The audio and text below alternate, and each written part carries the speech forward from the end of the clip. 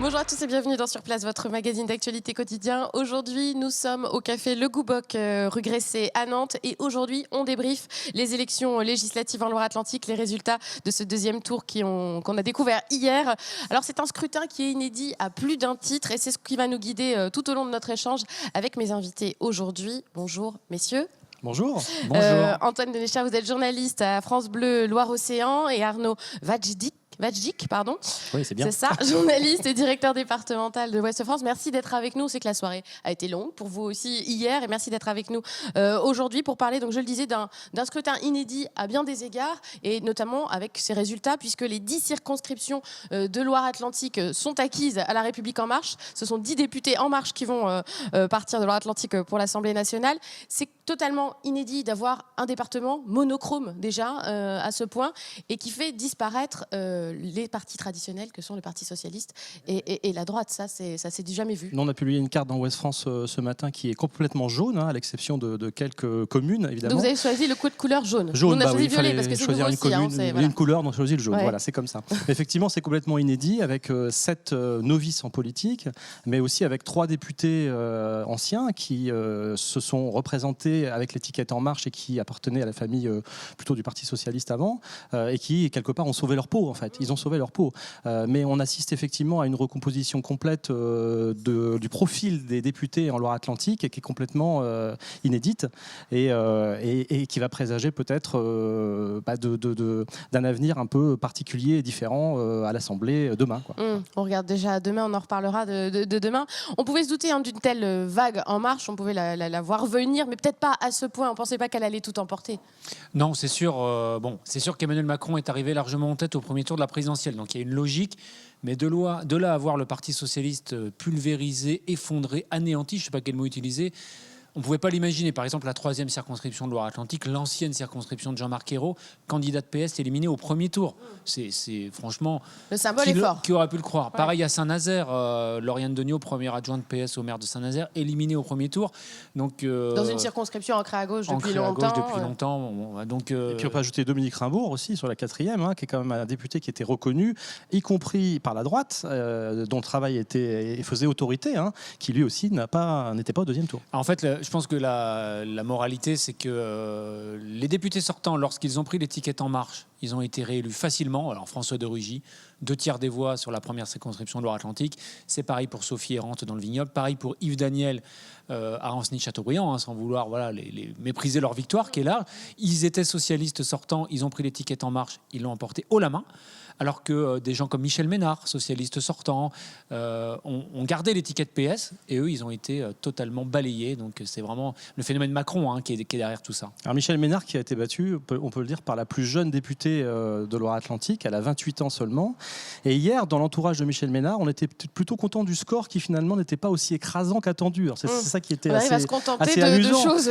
C'est finalement ouf, on l'a échappé belle, c'était pas si écrasant. C'était pas si pire. En fait, il y a eu un petit sursaut dans l'entre-deux tours. J'ai l'impression que la hausse de l'abstention a profité finalement aux partis traditionnels et a fait qu'il y a eu un léger reflux pour En Marche. Et c'est vrai que par exemple à La Baule, Guérande et puis Pontchâteau, Franck Louvrier finalement, il avait un retard trop important, mais il a eu beaucoup plus de voix dans l'entre-deux tours que sa candidate, son adversaire d'En Marche, Sandrine Josso. Et c'est pareil chez François de Rugy. François de Rugy gagne seulement 500 voix dans l'entre-deux tours, alors que Julien Bainvel, le candidat de droite, lui, il en gagne 2500. Donc il y a eu un tout petit sursaut, mais pas suffisant. Et vous l'avez dit, 10 circonscriptions pour En Marche en Loire-Atlantique. Alors, on a beaucoup parlé du Parti socialiste, mais on n'a pas parlé aussi de la droite. Enfin, vous venez d'évoquer Franck Louvrier, mais c'est aussi un revers pour la droite sur cette 7e circonscription, notamment de La Baule-Guérande, qui était ancrée à droite de longue date. Franck Louvrier n'arrive pas à rattraper son retard. Et puis c'est pareil dans le reste du département. Il y avait 5 duels En Marche contre des candidats républicains UDI. Et pareil, tous sont laminés. Donc la droite aussi est laminée en Loire-Atlantique. Mais très clairement, qui aurait imaginé il y a 4 ou 5 mois que la droite allait tomber sur la circonscription de La Ball. C'est complètement inimaginable. Tout le monde donnait Fillon gagnant il y a encore quelques mois. Franck Louvrier, qui est l'ex-directeur de la communication de Nicolas Sarkozy, qui est une personnalité quelque qui est part, implanté, qui est très bien implanté, qui est conseiller régional, vice-président du conseil régional. On n'aurait jamais imaginé qu'il ait ce score-là au deuxième tour de législative en 2017. C'est complètement incompréhensible. Oui, c'est ça, on parle de l'anéantissement du Parti socialiste et il va y avoir des conséquences très importantes à mon avis au PS.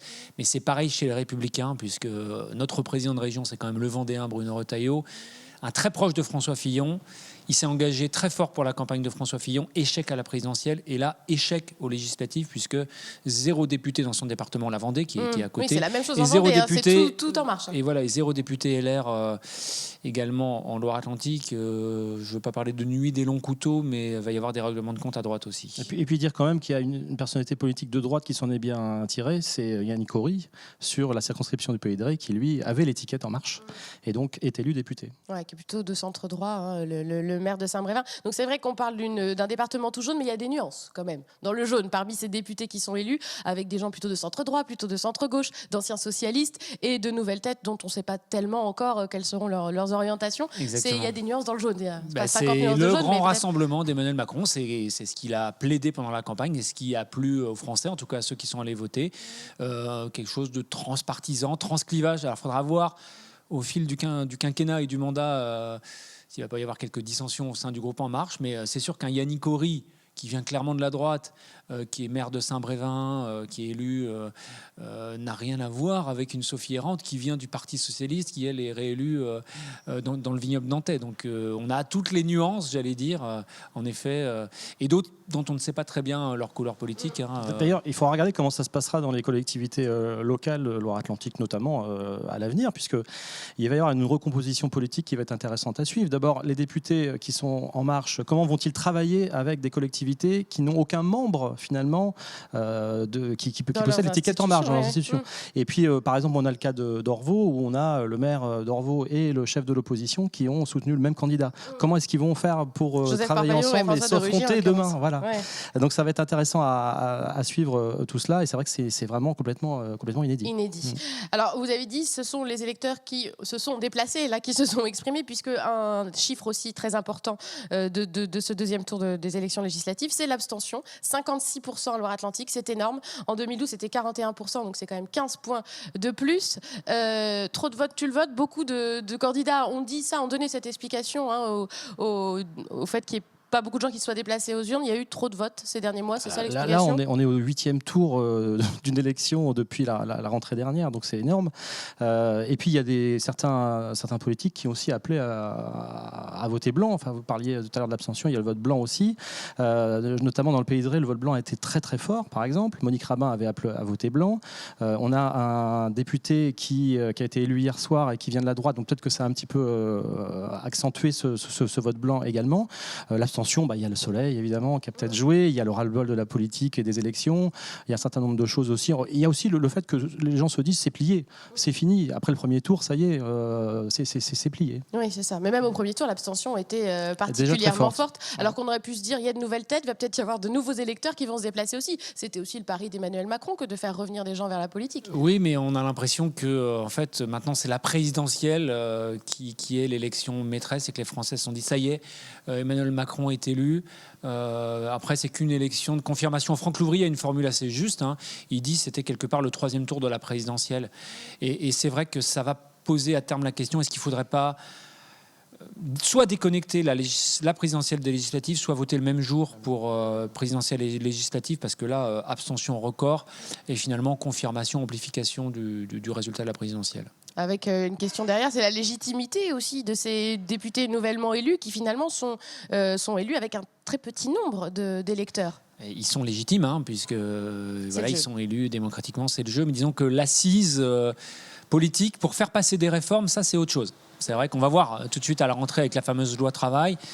Quand vous avez 57% des gens qui ne se déplacent pas, c'est pas un blanc-seing, comme on dit, pour reprendre une formule, c'est sûr. Il va falloir peut-être beaucoup de pédagogie, expliquer les réformes. Et Emmanuel Macron n'a pas eu de chèque en blanc de la part des Français, mais il a maintenant tous les pouvoirs à l'Assemblée nationale pour mettre en place sa politique, puisque même sans le MoDem, le groupe En Marche est majoritaire tout seul. Il va falloir aussi former tous ces novices en politique qui vont devoir apprendre à entrer dans des commissions, à débattre, parce qu'on a vu déjà, d'ailleurs, à l'entre-deux tours, qu'il y avait un certain nombre de candidats qui ne souhaitaient pas débattre. Alors après, débattre dans le cadre d'une campagne, c'est une chose. Ensuite, au sein de l'Assemblée, il faudra qu'ils soient peut-être un petit peu plus entreprenants par rapport à ça, je pense. Voilà. Donc c'est tout un tas de choses qu'il va falloir regarder demain. Comment ces novices en politique vont finalement rentrer dans un certain moule, quoi, qui va être un peu imposé par le cadre des institutions. Alors ça, c'est une donnée aussi importante et inédite de ce scrutin. Ce sont ces nouvelles têtes, c'est ce que vous disiez. Il y a quand même 6 députés qu'on connaît peu ou pas dans ce département. On peut dire ni d'Ève ni d'Adam. Ni d'Ève ni d'Adam, voilà. Il y a les 3 sortants, on les a déjà nommés, François de Rugy, Sophie Orante, Yves Daniel. Il y a Yannick Cory, maire de Saint-Brévin, qui est un peu connu. Mais les 6 autres, ce sont quasiment des inconnus. Qu'est-ce que ça change, ça, d'avoir des nouveaux visages ?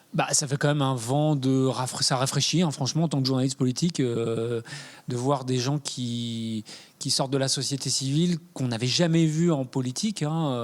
C'est assez inédit. On est assez curieux de voir comment ça va se passer. Alors, on se dit ça va être compliqué parce que l'Assemblée nationale, c'est une grosse machine. Il faut en connaître les rouages. Et il y a des gens qui s'en sortent très bien. Il faut savoir se placer dans les commissions. Il faut savoir comment ça fonctionne, notamment au niveau du budget. Donc on est interrogatif, mais on va voir. Une ancienne handballeuse comme Aude Amadou, 37 ans, qui avait monté sa boîte de communication à Saint-Sébastien, qui se retrouve élue. Qu'est-ce que ça va donner ? Anne-France Brunet, dans la 3e circonscription, 55 ans. Ça va donner quoi ? Bon, c'est intéressant. On va voir justement si ça fonctionne, ce renouvellement, ces nouvelles têtes, ou est-ce que finalement, ce sont des députés qui vont faire de la figuration pendant 5 ans ? Parce que être élu, c'est une chose. Peser vraiment dans le quinquennat et être utile, c'en est une autre, à mon avis. C'était aussi Valérie Opelt, qui est mère de famille, mère de 3 enfants. Et puis aussi la Benjamine Sarah El Haïry, qui, elle, finalement, est peut-être plus aguerrie que les autres parce qu'elle a grandi dans une famille où on parlait de politique. Elle a pris sa carte à l'UMP dès l'âge de 18 ans, présidente du MoDem 44. Donc elle c'est peut-être un peu plus fait les dents que les autres novices. On continue à en parler. On va marquer une courte pause. On se retrouve pour débriefer les élections législatives avec mes invités.